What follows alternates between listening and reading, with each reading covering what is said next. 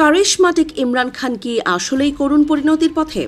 ভাঙাচোরা দল নিয়ে ক্রিকেট বিশ্বকাপ জয় করা ইমরান কি তবে রাজনৈতিক রোষানল আর ফিল্ড মার্শালের প্রতিহিংসার শিকার হয়ে হারিয়ে যাচ্ছেন নীরবে?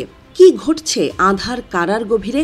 উঠছে নানা প্রশ্ন, ক্রমাগত প্রশ্ন আর চাপা উদ্বেগে ক্রমশই জটিল হয়ে উঠছে পরিস্থিতি। পাকিস্তানের সাবেক প্রধানমন্ত্রী ও পাকিস্তান তেহরিকি ইনসাফের প্রতিষ্ঠাতা ইমরান খান নতুন করে আলোচনায়। রাওয়ালপিন্ডির আদিয়ালা কারাগারে তার রহস্যজনক মৃত্যুর গুজব ছড়িয়ে পড়েছে বিভিন্ন সূত্রে।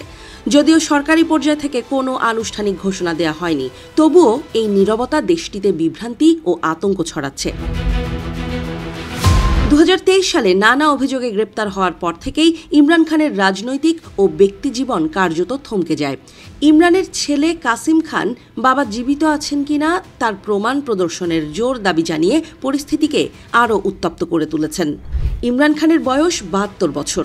তার মতো এক সময়ের বিশ্বব্যাপী পরিচিত তারকার এমন পরিণতি পাকিস্তানের রাজনৈতিক অস্থিরতার নতুন অধ্যায় হিসেবে দেখা হচ্ছে। কারণ পাকিস্তানের অতীতেও ক্ষমতার বলয় ভেঙে উঠে দাঁড়ানো নেতাদের করুণ পরিণতি দেখা গেছে।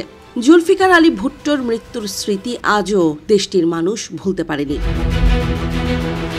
1952 সালে লাহোরে জন্ম নেয়া ইমরান খান পাকিস্তানি ক্রিকেট ইতিহাসের এক উজ্জ্বল অধ্যায়। 1970-এর দশকে আন্তর্জাতিক ক্রিকেটে প্রবেশ করেন তিনি।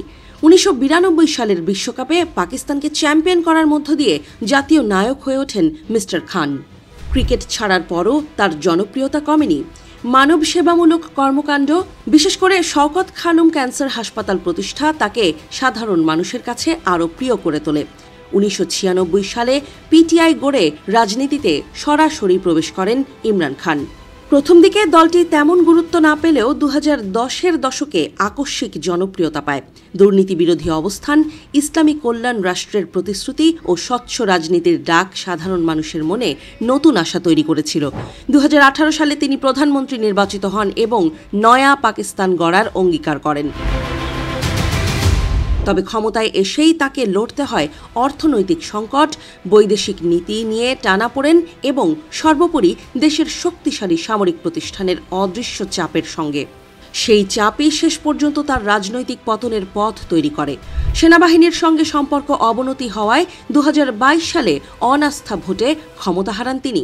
ক্ষমতাচ্যুত হওয়ার পর থেকেই ইমরান খানের বিরুদ্ধে একের পর এক মামলা হয়। তাকে গ্রেপ্তার করা হয়, কারাগারে পাঠানো হয়।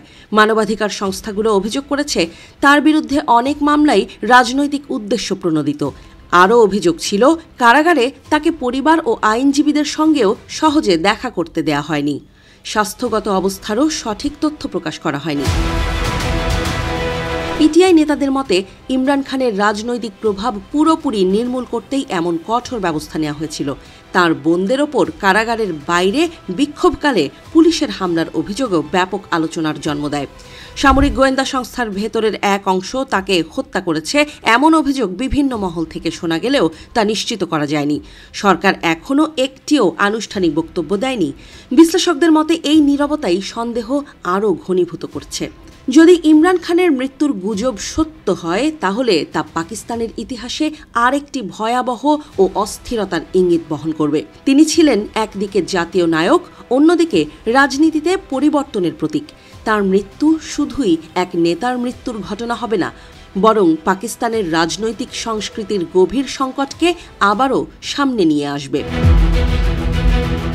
রাজনৈতিক বিশ্লেষকেরা বলছেন, ভুট্টোর মতো ইমরান খানও ভেবেছিলেন তিনি সামরিক প্রভাবের ঊর্ধ্বে উঠে নিজের অবস্থান শক্ত করতে পারবেন। কিন্তু পাকিস্তানের ক্ষমতার কাঠামো তার ব্যতিক্রম প্রমাণ করেছে বহুবার। এবারও সেই পুরনো ছক যেন আবারও সামনে এসেছে। পাকিস্তানের মানুষ এখন অপেক্ষায় সরকার বা সেনাবাহিনী আনুষ্ঠানিকভাবে কোনো তথ্য জানায় কিনা। ততক্ষণ পর্যন্ত দেশ জুড়ে চলছে গুঞ্জন, শঙ্কা আর অনিশ্চয়তা।